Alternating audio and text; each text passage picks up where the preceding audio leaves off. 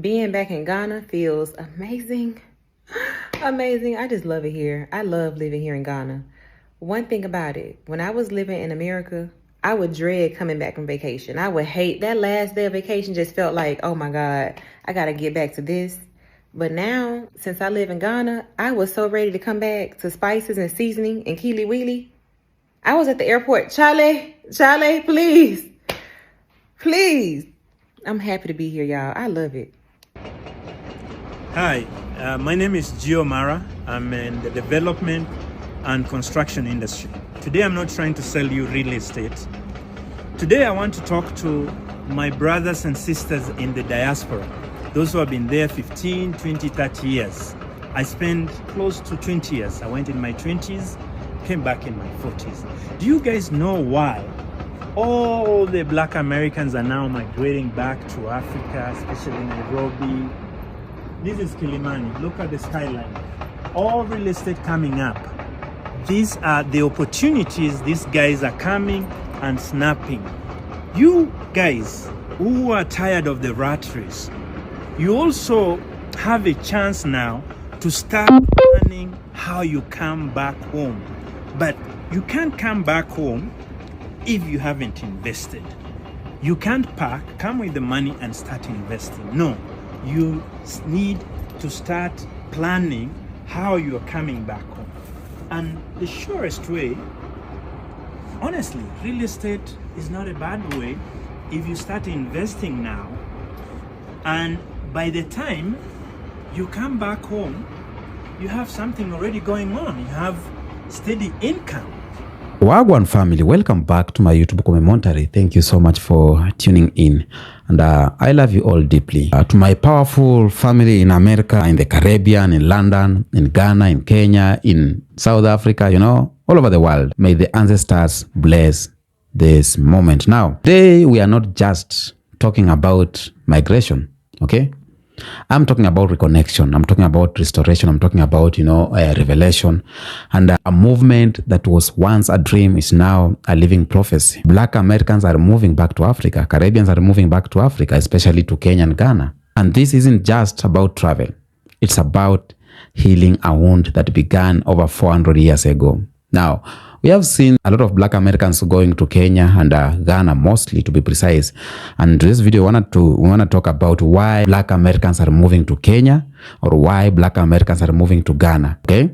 Because these two countries have been on the limelight so much. So first, I want you to watch this clip here, and then I come back with more commentary. 3 reasons why I feel like Kenya is the perfect country for African Americans.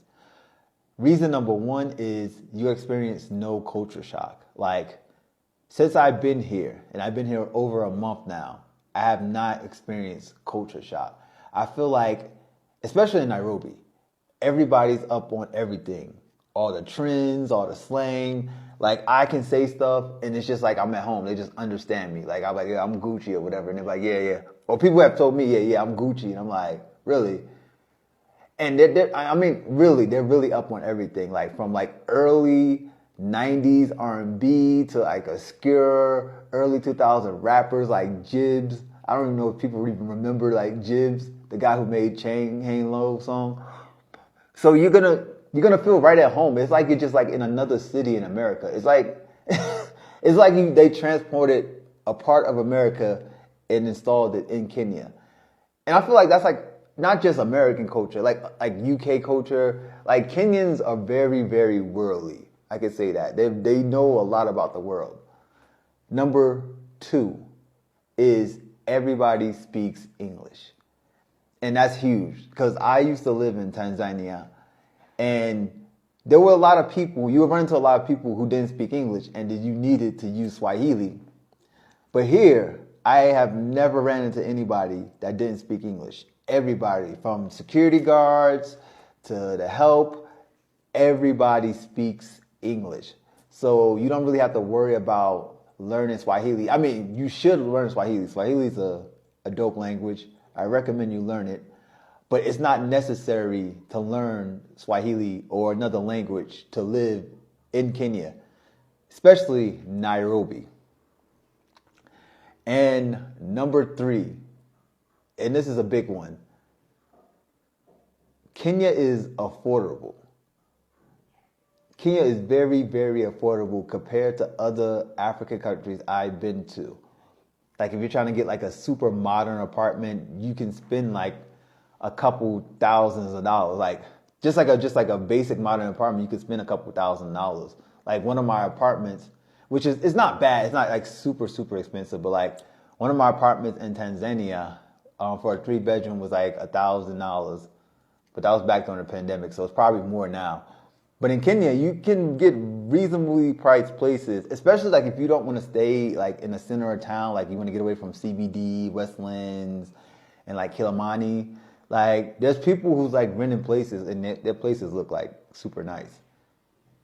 Like $300, $400 a month. And like crazy. I'm talking about this is a place that has a pool, a gym,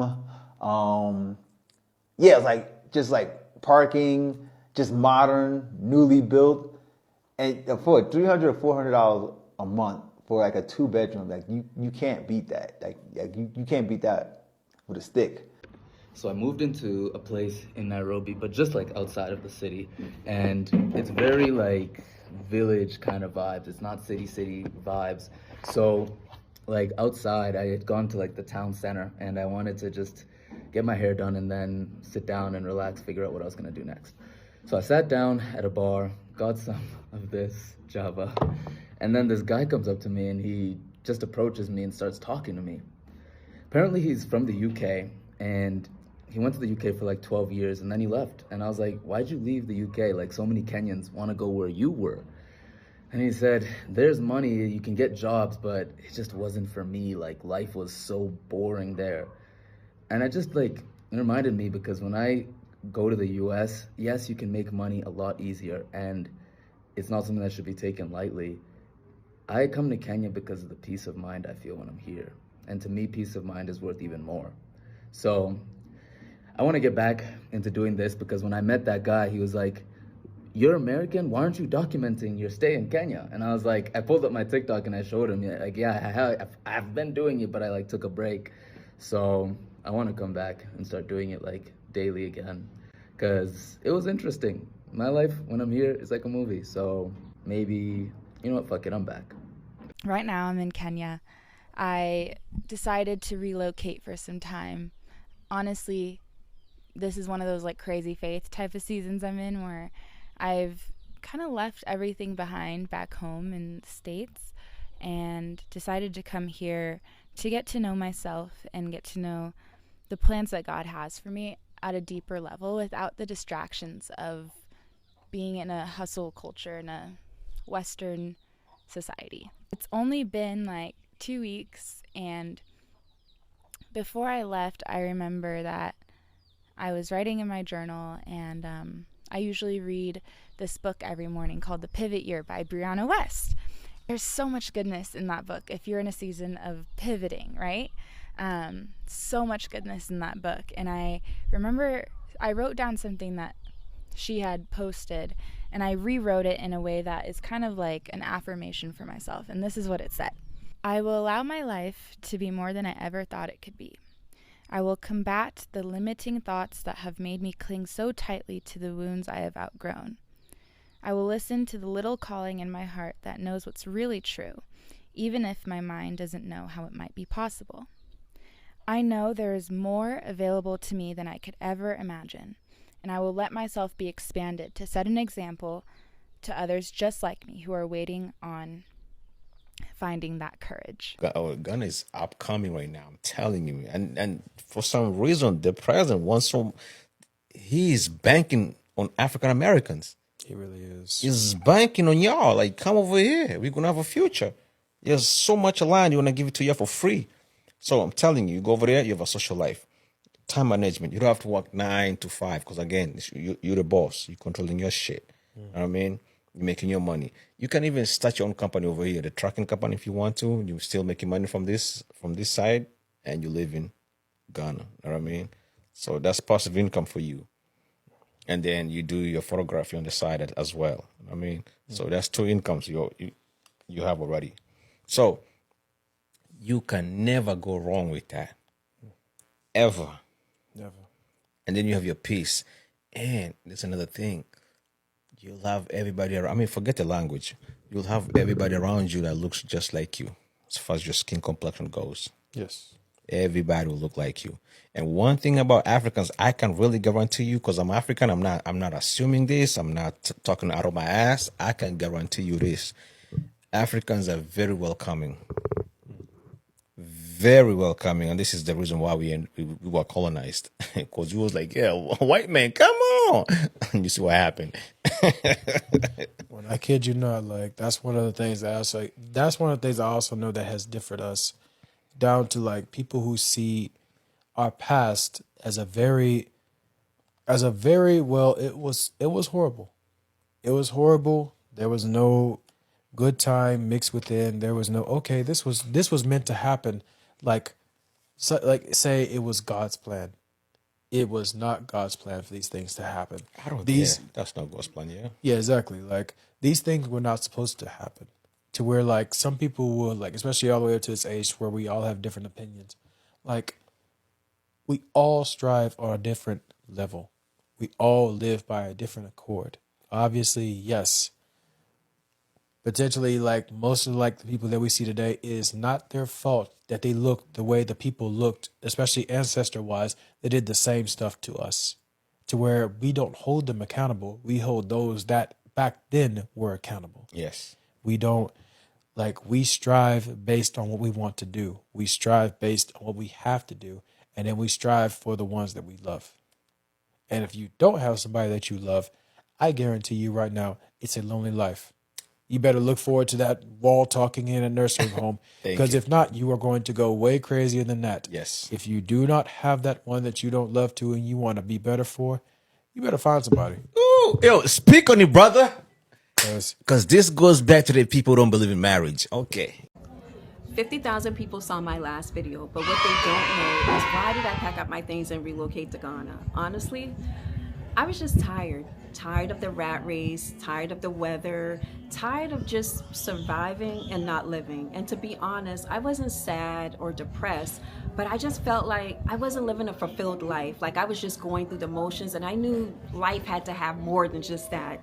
And so I had an awesome opportunity to come to Ghana last year. I spent 30 days, and in that time, I did it from a non-tourist lens. So I got to live in the local community. I got to experience the power outage. I got to experience the heat, and I got to experience what is life with a slower pace, not having some of the conveniences from a paved road to even ordering like Amazon. But all of that was just like, it felt good to say, this is where I wanted to hit my reset button. And it's the best decision that I made. And so, you know, many of you are also saying, so what are you going to be up to now that you're in Ghana? When I was in the States, at some point, I had over a dozen of rental properties, and I lost all of them. And throughout the years, I was trying to rebuild. It was either too expensive or the inventory was low. It was just really frustrating because I couldn't, you know, achieve or rebuild what I actually lost. But coming to Ghana, I see a clear path. I'm able to like rebuild. I see that I can make an impact, help people with jobs, help people with housing. And to me, that is well worth everything that I went through just to get here. So if you're considering coming to Ghana, the first thing I would tell you to do is come and visit. Don't listen to me and to other people. Like, you need to come here and experience it for yourself. Like, can you deal with the slower pace? Can you deal with the heat? Can you deal with not having some of the conveniences that you're used to? And more importantly, can you come with patience? Because Ghana will test you in many ways when it comes to patience. So I will also say, once you come and visit, then put together a plan. How do you see your life here? What do you want it to feel like? Like, what is going to be your income? If you're thinking about doing a business, I will tell you there's so many opportunities.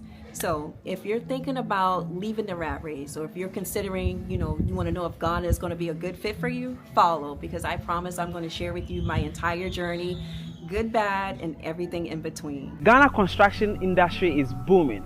Both Ghanaians on the continent and also from the diaspora spending millions of US dollars building their homes and also renovating here in Ghana.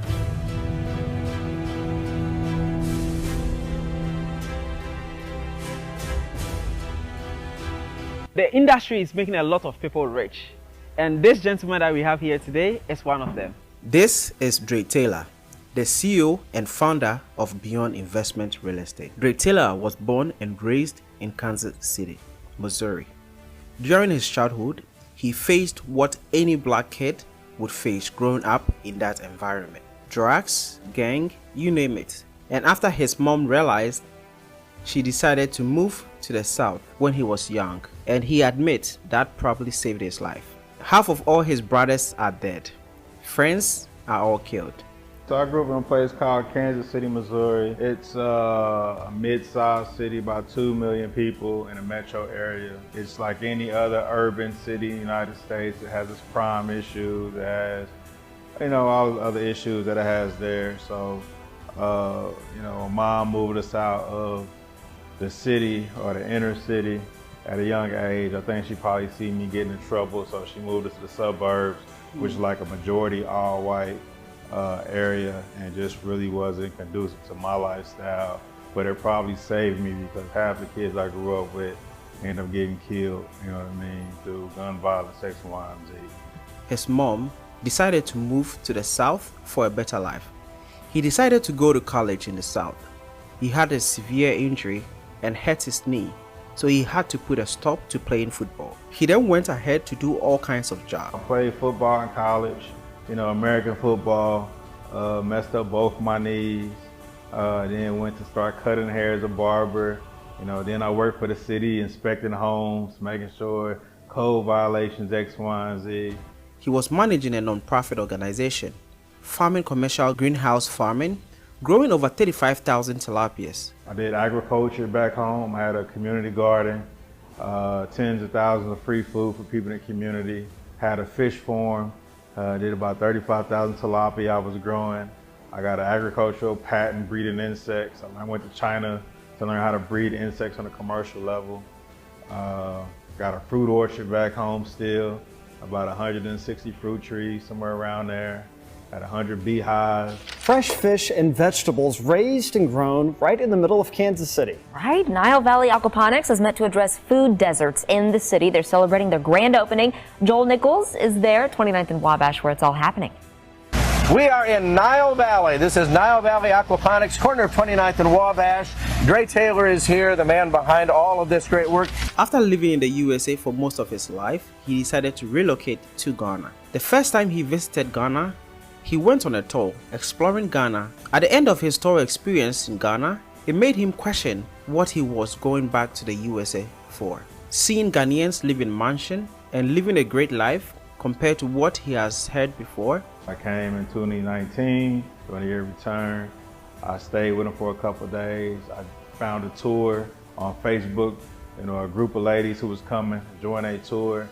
So I traveled, went through all the way to Mole National Park, Kamasi, Cape Coast, Prom, Slaga, a whole bunch of the Tamale, all these different places in Ghana. So I got to see a lot of it. So when I first stepped foot in the airport, I knew I was moving here in Ghana. I felt at home. It was like, welcome home, brother. And I gave a whole bunch of pounds, that first time coming, and I gave more pounds here than I gave United States probably my whole life the first year I was here. He enjoyed the peace in Ghana, the quietness, the people, the culture. All the pros outweighed the cons for him.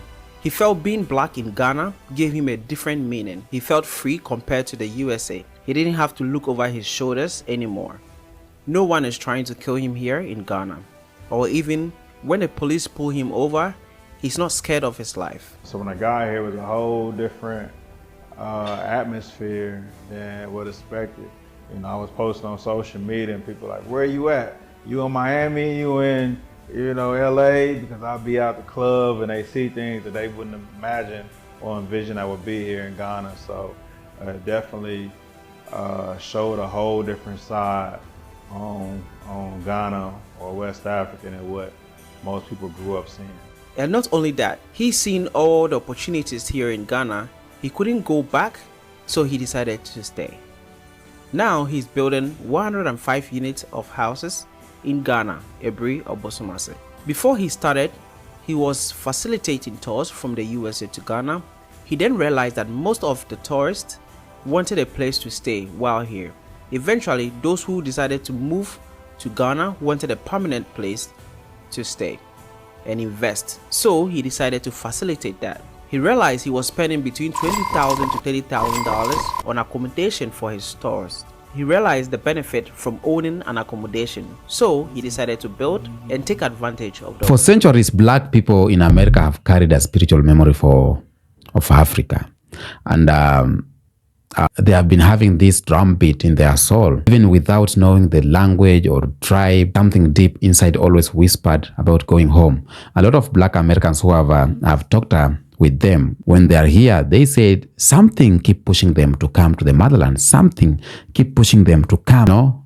A lot of black Americans who have come to the motherland, it is something deep inside. It's a deeper reconnection. The enslaved Africans who are taken from the shores of the West, from places like Ghana, Senegal, Angola, Congo, they never forgot their homeland. They passed down dreams through songs. They passed down dreams through art, through spirit, through the resistance, Now their descendants, the children of those who survived the Middle Passage, are answering that call. And this moment or this isn't organized by governments or travel agencies. No, it is organized by spirit. People are feeling it.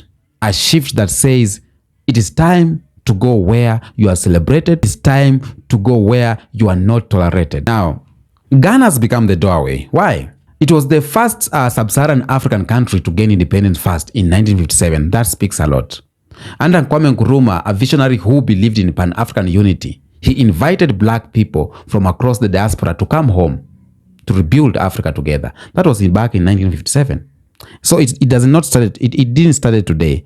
And in 2019, Ghana launched the Year of Return, marking 400 years since the first African were enslaved in Virginia. That year, tens of thousands of African Americans visited Ghana, and many never left. Accra became the second home. Cape Coast Castle became a place of tears, a place of forgiveness, and a place of rebirth. Okay?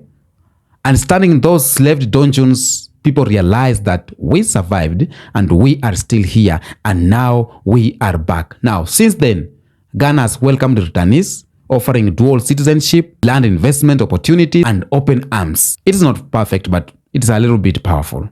Okay? Now, Ghana became the doorway of return, the spiritual capital of reconnection. That speaks volumes on this reconnecting. I know a lot of people have talked about this, but again, I will not leave without talking about why black Americans are returning to Ghana and to Kenya to be at large. Now, let me talk about Kenya, my homeland. There's a shift here in the East to Kenya. Kenya has become the modern, vibrant hub of black Americans seeking balance between Africa's deep culture and modern comfort. Nairobi, from Nairobi tech boom to coastal life in Mombasa, Kenya offers both, peace and progress. There's a reason why many black America say Kenya feels like freedom with Wi-Fi. Yes, a lot of them say that. Freedom with Wi-Fi. And like the colonial image once painted by Western media, Kenya is full of innovation, nature, and creativity. Nairobi is one of Africa's fastest growing digital cities, a place where you can build, invest, and still feel the rhythm of the continent. Some have moved to Kajiado, if you Google, you'll know Kajiado, Diani, or Nanyuki, starting farms, guest houses, and online businesses. Others are teaching, creating art, running NGOs, or building schools. Okay? So Kenyans' warmth, Kenyans' diversity, and strong Pan-African energy make it a land of new beginnings. That's why you should come, you should visit. I'm passing out this message to my black Americans, brothers and sisters who are still hesitating of coming. Kenya is great.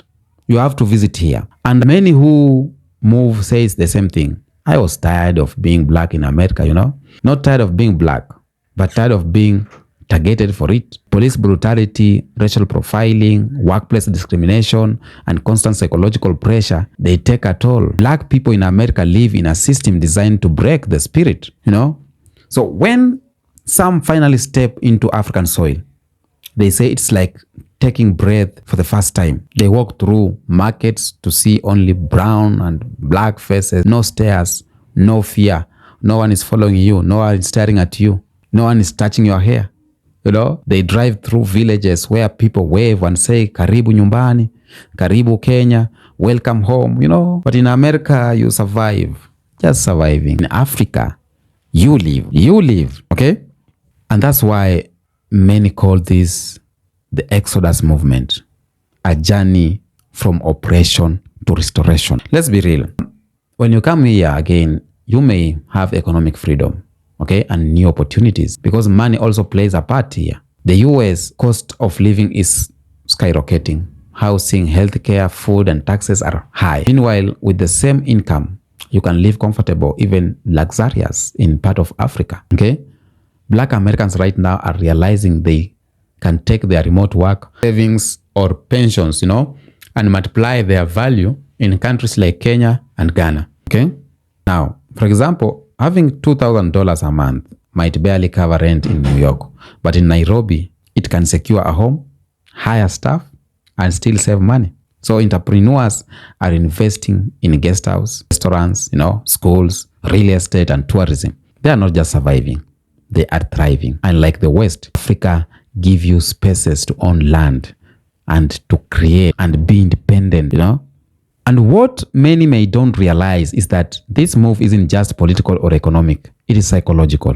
It is like therapy. How? Because for centuries, Black people have been disconnected from their roots, told they were inferior, told their culture was savage, their goods or their gods is evil, their skin is a curse, And now standing on African soil, hearing drums, eating traditional food, feeling the rhythm of the people, something awakens the body, relaxes, the mind softens, and the soul remembers. Many describe feeling a spiritual rebirth. It's not about abandoning America, but it's about reclaiming wholeness. The spirit that was scattered during slavery is now being gathered piece by piece, heart by heart, okay? But maybe we have challenges. Nobody want to talk about it. It's not all smooth. Moving to Africa comes with real challenges. Some arrive, expecting paradise, but it's not all that peasy-teasy, It's not all about softness, When you expect paradise and you face bureaucracy, corruption, and cultural differences, maybe you may think it is like that.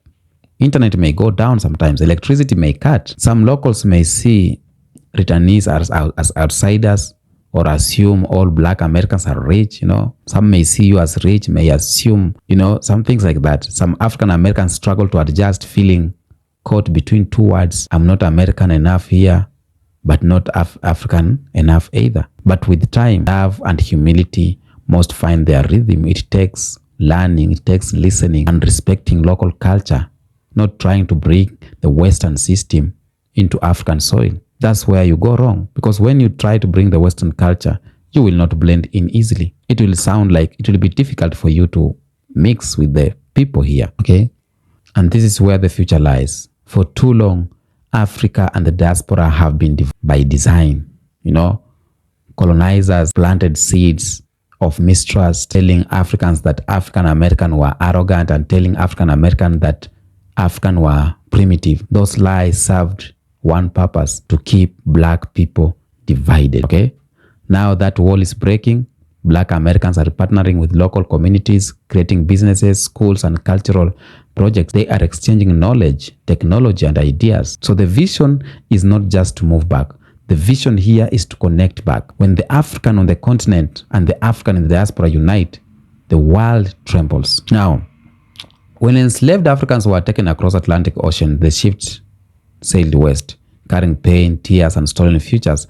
And now, 400 years later, the ships are sailing east, back to the motherland. So history is reversing itself. The descendants of those enslaved are now landing with passports, degrees, skills, and wealth. They are coming not as captives, but as builders, not as slaves, but as sovereigns. And this is why the moment feels divine. It's as if God is saying what was broken will now be restored. In the Bible, there is a prophecy that says, "My people shall return from the land of their captivity." Some believe that prophecy points to this moment when the children of Africa scattered across the earth will finally find their way home. So it's not a coincidence that this awakening is happening at the same time the Western world is facing economic collapse, moral decay, and division. The system that once enslaved is now crumbling, and the people once enslaved are now rising. This isn't just relocation. What is happening right now is what I call redemption. So if this movement continues, it means something for the future. Millions of African American schools shift wealth, shift skills, culture back to Africa. Just imagine the energy building African schools, tech hubs, art, and trade routes. Imagine Africa wouldn't just be a supply of raw materials, but a powers of innovation. And the diaspora wouldn't just be tourists, but investors, citizens, and family. So this return could reshape global power, a black economic renaissance from Atlanta to Accra, from Los Angeles to Nairobi. Now, to my brothers and sisters watching from America, I'll say this: Africa is not a fairy tale, but it is real, and it is waiting for you. You don't have to move tomorrow. Just start reconnecting, learn the history, support African businesses, visit, invest, and stay open, okay? Because whether you are anywhere in the States, we are one people. And the movement, whether you are in, anywhere, the movement isn't about escape. It's about restoration. The world tried to erase our connection, but the ancestors kept the code alive, okay?